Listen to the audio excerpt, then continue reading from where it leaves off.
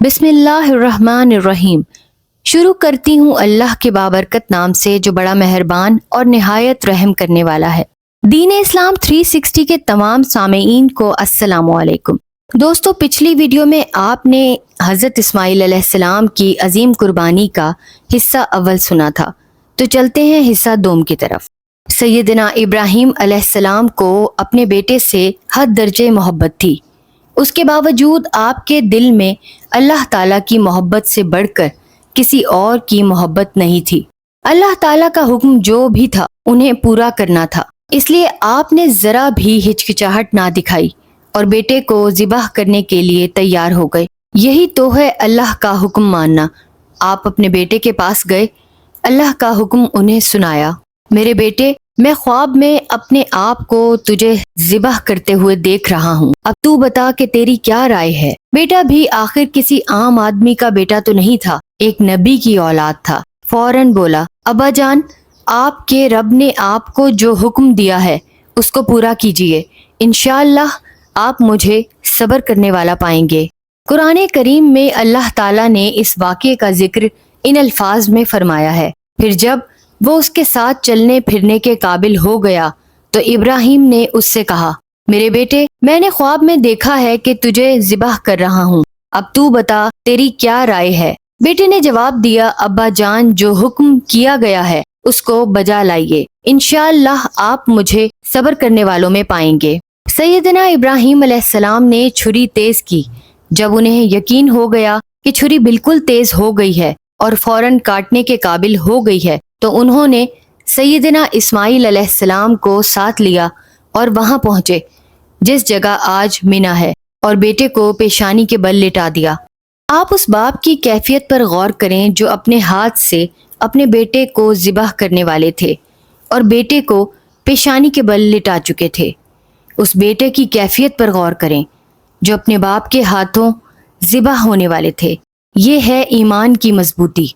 पेशानी के बल इसलिए लिटाया कि कहीं चेहरा देखकर बाप की मोहब्बत जोश में ना आ जाए और उनके हाथ ना रुक जाएं। सैयदना इब्राहीम अलैहिस्सलाम ने छुरी को उनकी गर्दन पर रखा और उसको चलाने लगे। इधर छुरी को अल्लाह का हुक्म हुआ, खबरदार इस्माईल की गर्दन को काटना नहीं। चुनाचा उनकी गर्दन पर खराश तक ना आई, अगरचा सैयदना इब्राहीम अलैहिस्सलाम अपना पूरा जोर लगा रहे थे। उस वक्त सैयदना इब्राहीम अलैहिस्सलाम ने आसमान से आती हुई आवाज सुनी, ऐ इब्राहीम, यकीनन तूने अपना ख्वाब सच्चा कर दिखाया। मतलब ये कि आपका जो इम्तिहान लेना था उसमें आप पूरे उतरे, आपने अपने रब के हुक्म पर अमल किया। दर हकीकत ये एक खुला इम्तिहान था। ये आवाज सुनकर सैयदना इब्राहीम अलैहिस्सलाम ने पीछे मुड़कर देखा तो वहाँ एक सफेद रंग का, सींगों और मोटी आंखों वाला मेंढा था। अल्लाह ताला ने आपको सैयदना इस्माईल अलैहिस्सलाम के बदले में वो मेंढा ज़िबाह करने का हुक्म दिया। अल्लाह ताला का फरमान है, हमने एक बड़ी कुर्बानी को इसके फिदिये में दे दिया। फिर सैयदना इस्माईल अलैहिस्सलाम जवान हो गए। सैयदा हाजरा अलैहिस्सलाम की उम्र भी काफ़ी हो गई थी, वो वफात पा गईं। उनकी वफात के बाद सैयदना इस्माईल अलैहिस्सलाम ने कबीला जुरहम में शादी कर ली। कबीला जुरहम के लोग जमजम के कुएं के इर्द गिर्द रिहाइश इख्तियार कर चुके थे। आपने उन्हीं से अरबी सीखी और उस पर अबूर हासिल किया। आपकी शादी के कुछ ही अरसे बाद आपके वालिद सैयदना इब्राहीम अलैहिस्सलाम मुलाकात के लिए तशरीफ लाए। सैयदना इस्माईल अलैहिस्सलाम उस वक्त घर में मौजूद नहीं थे, अलबत्ता आपकी बीवी घर में थी। आपने उनकी बीवी को सलाम किया और उनसे पूछा, इस्माईल कहाँ हैं? तो उनकी बीवी कहने लगी, वो हमारे लिए रिस्क की तलाश में गए हैं। उन्होंने पूछा, घर के हालात कैसे हैं? तो वो कहने लगी, हम बुरे हालात से गुजर रहे हैं, घर में सख्त तंगी है। इस पर उन्होंने फरमाया, जब तुम्हारा खावंद आए तो उसे मेरी तरफ से सलाम कहना और उससे कहना कि अपने दरवाजे की चौखट बदल दे। सैयदना इस्माईल अलैहिस्सलाम जब घर तशरीफ लाए तो उन्होंने कुछ उनसियत सी महसूस की और अपनी बीवी से पूछा, क्या कोई आया था? तो उनकी बीवी ने जवाब दिया, हाँ, इस शक्लो सूरत के एक बुजुर्ग आए थे और आपके बारे में पूछ रहे थे। बीवी ने उनका पैगाम भी दिया। पैगाम सुनकर सैयदना इस्माईल अलैहिस्सलाम ने कहा, वो मेरे वालिद थे, मुझे हुक्म दे के गए हैं कि मैं तुम्हें तलाक दे दूं, लिहाजा तुम अपने माँ बाप के घर चली जाओ। اس کے بعد سیدنا اسماعیل علیہ السلام نے دوسری شادی کر لی۔ کچھ ہی عرصے بعد پھر سیدنا ابراہیم علیہ السلام ملاقات کے لیے آئے۔ اتفاق سے سیدنا اسماعیل علیہ السلام اس وقت بھی گھر میں نہیں تھے۔ آپ نے ان کی بیوی سے پوچھا، تمہارے شوہر کہاں گئے ہیں؟ وہ کہنے لگیں، ہمارے لیے روزی کی تلاش میں گئے ہیں۔ آپ نے پوچھا، گھر کے حالات کیسے ہیں؟ تو وہ کہنے لگیں، ہم بہترین حالات میں ہیں، الحمدللہ، اللہ کا شکر ہے۔ آپ نے پھر پوچھا، کھانے کو کیا ملتا ہے اور پینا کیسا ہے؟ وہ کہنے لگیں، ہماری خوراک عام طور پر گوشت ہوتی ہے، پینے کے لیے بھی پانی موجود ہے۔ آپ نے ان کے لیے دعا کی، اے اللہ ان کے گوشت اور پانی میں برکت فرما۔ پھر آپ نے ان سے کہا، جب تمہارا خاوند آئے تو اسے میرا سلام دینا اور اس سے کہنا دروازے کی چوکھٹ قائم رکھے۔ یہ کہہ کر سیدنا ابراہیم علیہ السلام رخصت ہو گئے۔ سیدنا اسماعیل علیہ السلام جب گھر آئے تو بیوی نے انہیں ساری بات بتائی۔ وہ کہنے لگے، وہ میرے ابا جان تھے اور تم دروازے کی چوکھٹ ہو۔ وہ حکم دے کے گئے ہیں کہ میں تمہیں اپنی زندگی کا ساتھی بنائے رکھوں۔ چنانچہ انہوں نے والد کی نصیحت پر عمل کیا، اپنی زندگی اسی بیوی کے ساتھ گزارتے رہے۔ آپ اس کے ساتھ نہایت خوش تھے، وہ بھی آپ سے بہت خوش تھیں۔ سیدنا اسماعیل علیہ السلام بہت اچھے شوہر تھے، بات کے سچے تھے، طبیعت کے نرم تھے۔ آپ کا اخلاق بہت خوب تھا۔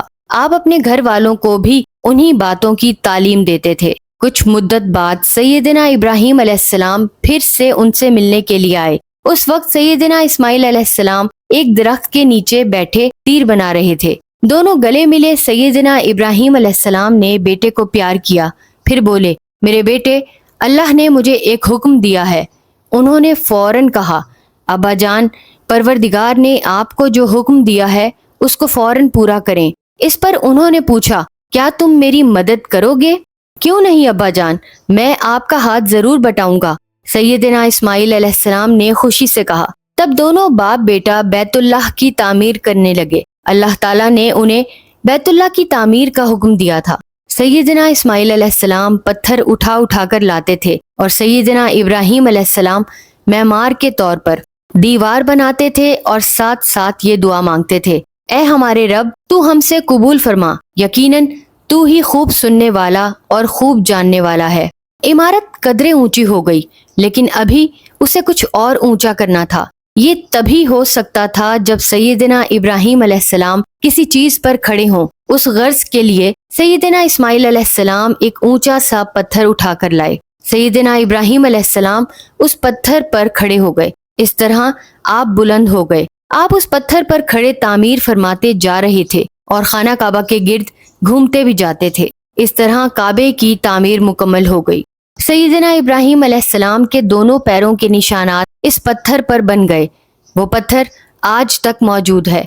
خانہ کعبہ میں جس جگہ اس کو رکھا گیا ہے اس جگہ کو مقام ابراہیم کہتے ہیں۔ پہلے یہ پتھر دیوار کعبہ کے پاس ہی تھا، پھر سیدنا عمر فاروق رضی اللہ تعالی عنہ نے اپنے زمانے میں اس کو قدرے دور ہٹا دیا۔ انہوں نے جس جگہ اس کو رکھوایا یہ آج تک وہیں ہے۔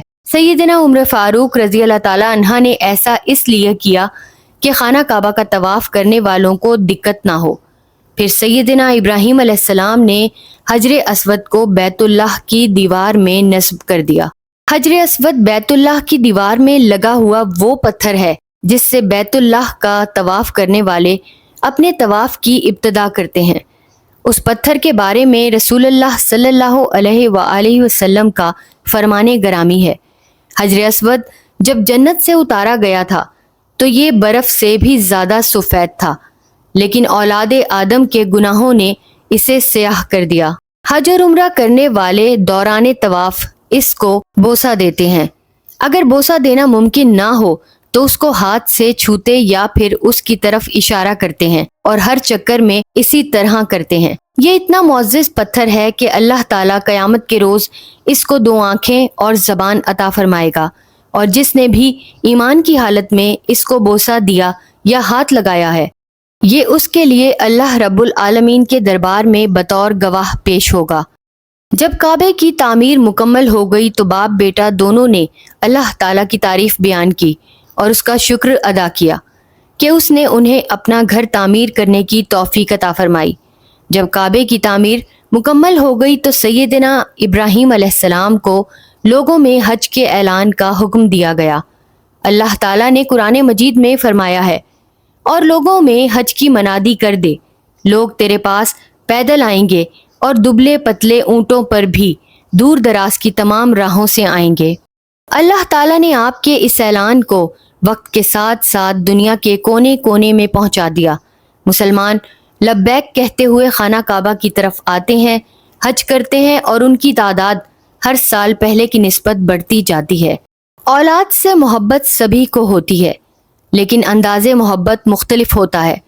कोई औलाद की मोहब्बत में अल्लाह को भूल जाता है, कोई औलाद की बेहतरी के लिए सब कुछ कुर्बान कर देता है।